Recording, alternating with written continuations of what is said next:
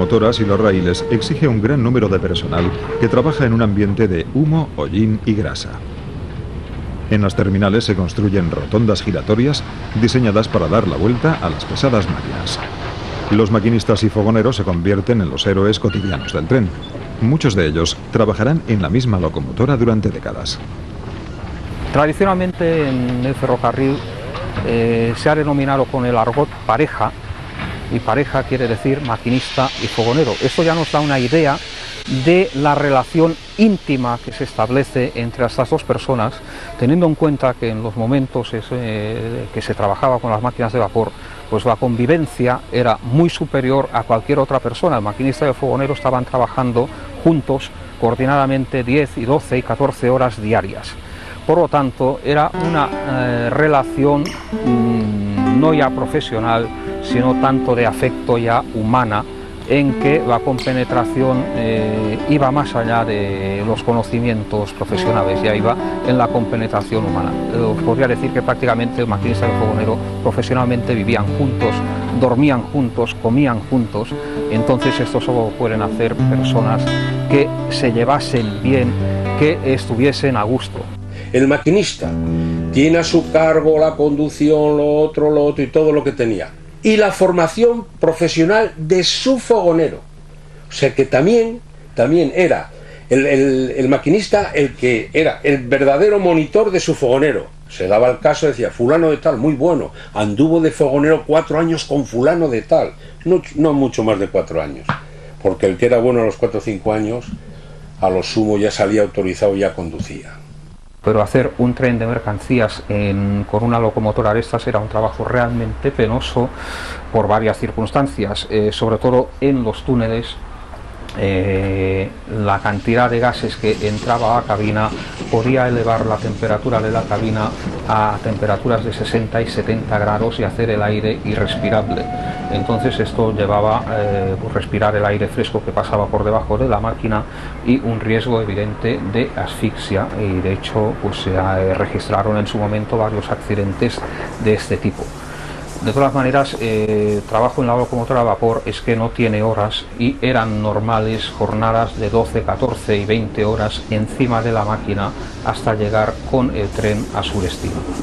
Entonces esto significaba pues que en la máquina no solo se conducía el tren, sino que además se tenía que vivir, se tenía que comer. Veremos que algunas máquinas llevan por aquí pequeños dispositivos que servían para calentar la comida o hacer la comida, porque la gente que trabajaba en las máquinas compraba comida, se la hacía y se la comía en la máquina mientras el tren iba en marcha, porque no tenía ninguna posibilidad de restaurar en ningún otro tipo. Pues en estas, la Mikado en la que estamos actualmente, de pena, porque esto hacía un calor que no se podía parar en ellas. En las otras que eran más abiertas el tren, de verdad, bueno, prueba de ello, ahí la máquina poníamos en el forrado el cocido, hacíamos el cocido, o hacíamos café. Bueno, el café es fácil, porque verdad, en un rubinete, como la máquina tiene una parte que es agua y vapor, pues claro, tiramos y hacíamos café express. Pero calor, muchísimo. El maquinista que tenía una buena máquina que respondía, que consumía poco, que tenía más economías de carbón, más economías de aceite, pues ganaba, que no tenía averías, hacía más kilometraje y con ello obtenía más beneficios. Vivía de la máquina y para la máquina, porque donde sacaba el dinero era de eso. El que tenía todos los días averías, pues la máquina estaba apartada y el pobre no hacía ningún servicio. Como se cobraban primas por kilometraje y por ahorro de combustible y ahorro de lubricantes, pues entonces de lo que se vivía era de la máquina. Y luego primero era el trabajo y después aquellos compromisos sociales.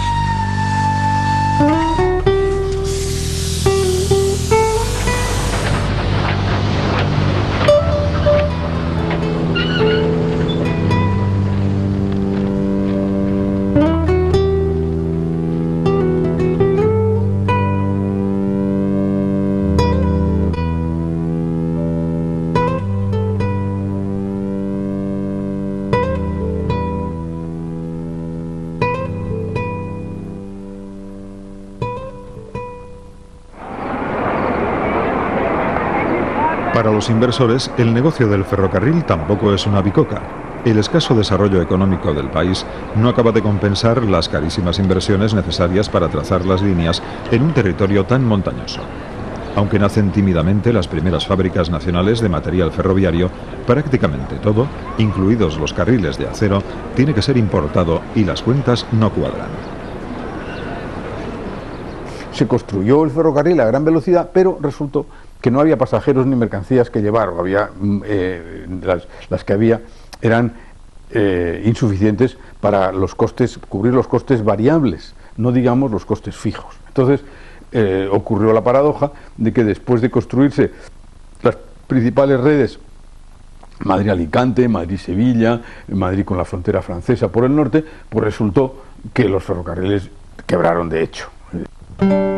A pesar de todo, en 1877 se aprueba una nueva Ley General de Ferrocarriles que impulsa la construcción de 3.000 nuevos kilómetros de vías.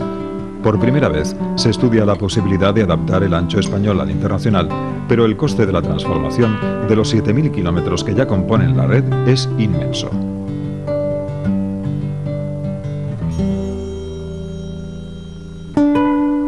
La ley de 1877 autoriza, además, a tender vías con un ancho menor al metro 67 centímetros. En regiones montañosas, donde es necesario construir numerosos túneles y puentes, un ancho menor de vía abarata mucho los costes. Nacen así los ferrocarriles de vía estrecha, que se van a multiplicar sobre todo en la cornisa cantábrica hasta alcanzar los 1.300 kilómetros de red. En Asturias y País Vasco proliferan los trenes mineros e industriales.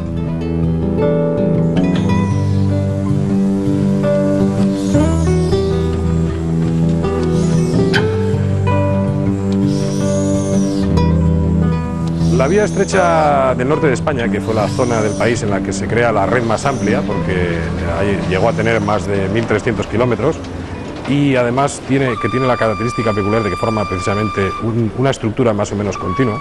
Otras zonas de España la vía estrecha son pequeñas líneas aisladas, pero en el norte de España se crea una red que llega desde el Ferrol hasta la frontera francesa y por el sur a León, y por el este llega a Navarra. Esta red nace por el éxito financiero de un pequeño ferrocarril vizcaíno, que fue el Ferrocarril Central de Vizcaya. Por lo general, la vía estrecha se puede ceñir mucho más al terreno, admite curvas más cerradas, con lo cual pues evitaban muchas obras complejas, a base, siempre eso sí, de trazados más sinuosos, que a la larga, al contrario, pues dificultaban el desarrollo de mejores velocidades. Pero en su momento fue una forma económica de construir una red viaria muy importante.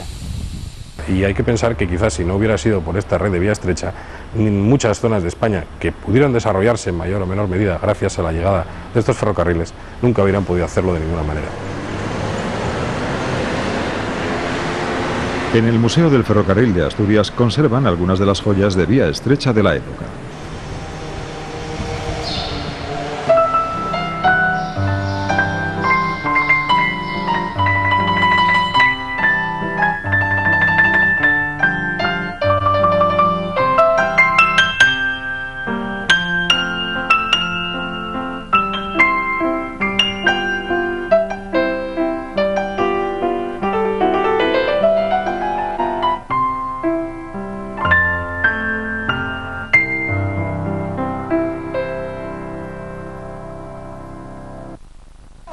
En el caso de la locomotora que tengo a mis espaldas, una locomotora de la Sociedad Obrera Española construida por Corpet en 1891, era bastante apta para demostrar en el museo cómo funciona una locomotora.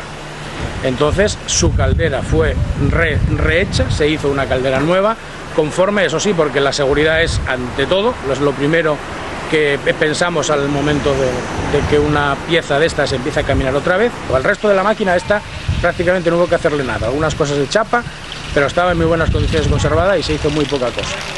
Una locomotora de vapor no nos debemos de olvidar de que es tecnología del siglo XIX y como tal tecnología del siglo XIX es súper sencillo, no hay nada que hacer, es limpiar un poco de las escorias que hayan quedado de encendidas anteriores, limpiar un poco el hogar, preparar unas carradas de leña, encender la leña, tener agua en la caldera y esperar a que la leña vaya quemando, vaya cogiendo calor y vaya cogiendo presión. No tiene ninguna otra ciencia, es tecnología del siglo XIX, tecnología muy antigua. La red ferroviaria va completándose. En 1880, Madrid se conecta con Lisboa y el 15 de agosto de 1884, dos locomotoras como esta, que conserva el Museo del Ferrocarril de Asturias, inauguran una de las más complejas y costosas obras de la red ferroviaria española, el Puerto de Pajares. La construcción de los 49 kilómetros y los 69 túneles ha sido una obra faraónica que ha llevado 4 años y costado numerosas vidas. Su sinuoso trazado salva un desnivel de más de 800 metros. Su vía es usada hoy diariamente por